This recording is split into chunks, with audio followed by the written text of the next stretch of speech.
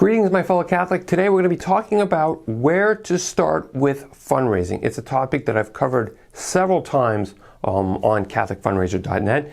There's a few videos I know on it, but it just seems to be coming up. I'm always getting emails, I'm always getting phone calls about, Brice, where do I start with my fundraising? So I'm going to offer you 3 recommendations that I think are going to help you build a starting point with where to ask, who to ask, how to ask.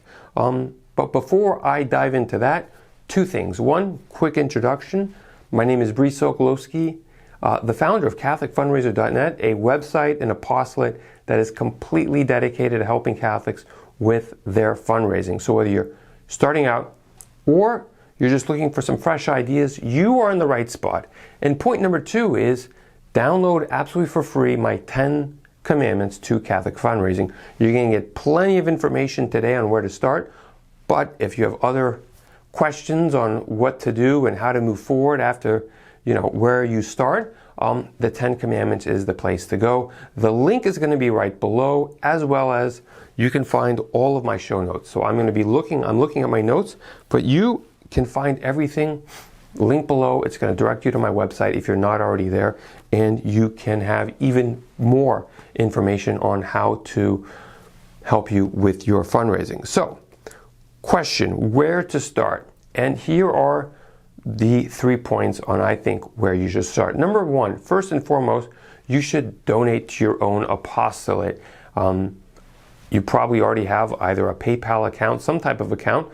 Put a monthly recurring donation into your own apostolate, for the simple reason it's more psychological than anything, because when you fundraise, you can think that, well, I need somebody else's money to do the work that I want to do. And you have to kind of learn this concept of just, I'm funding myself, I'm doing the work, I'm funding it, and it builds this little microcosm, not of saying that I don't need anybody else, but I think it helps reaffirm what you're able to do on your own with what it is that you have. I think it's one of the big key takeaways that I wish more Catholic apostolates would recognize, is their own abilities with, obviously, the graces of God. God is always giving you everything, absolutely everything that you need to succeed. The question always is do you actually recognize all of what He's already giving you? And so that's point number 1, is donate yourself.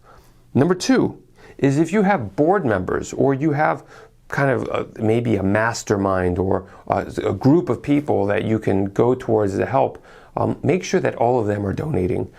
Anybody that you think is helping you to start it, I'm not asking them, or I'm not asking you to ask them for thousands upon thousands of dollars. Don't think, oh, well, I can't ask them to fund my whole apostolate. That's not the objective.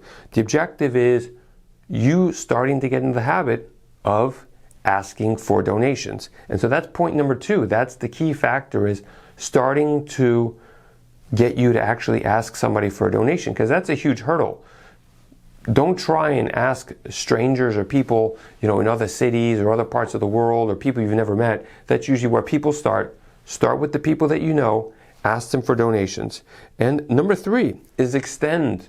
If you have family members, friends who know you, trust you, I talk about this a lot, knowing you and trusting you, I would ask them for financial support as well. Again, I'm not asking you to ask them for thousands and thousands of dollars, but figure out what they're capable of doing. And ideally, if they can make it a recurring donation, so that way you have obviously your own recurring donation. You probably have maybe 2, maybe 3 board members, or people that you could potentially call board members. So that's 4 donors, and then maybe you've got 4 or 5 friends, family members. 3 plus 4, 7, 8. Try and get that to 10. If each one of them can give $25, $50, I mean, you're talking a few $100, and that is a great starting point.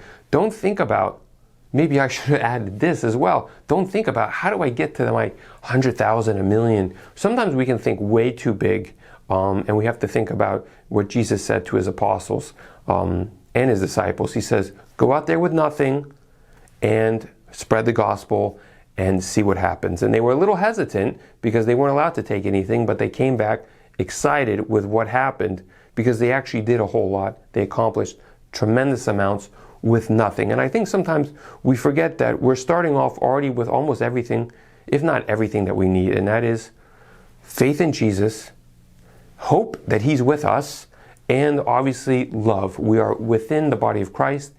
That right there, you have to remember that really is your fuel, and it's going to get you to everything that you could possibly want when it comes to fundraising, and it's going to balance everything out. And I think that's really, don't want to add too much to this, to all these recommendations on where to start, because I talk about this concept of, how do you balance your fundraising with your mission? Sometimes apostles, apostolates, and nonprofits get overwhelmed with fundraising and it overpowers the mission.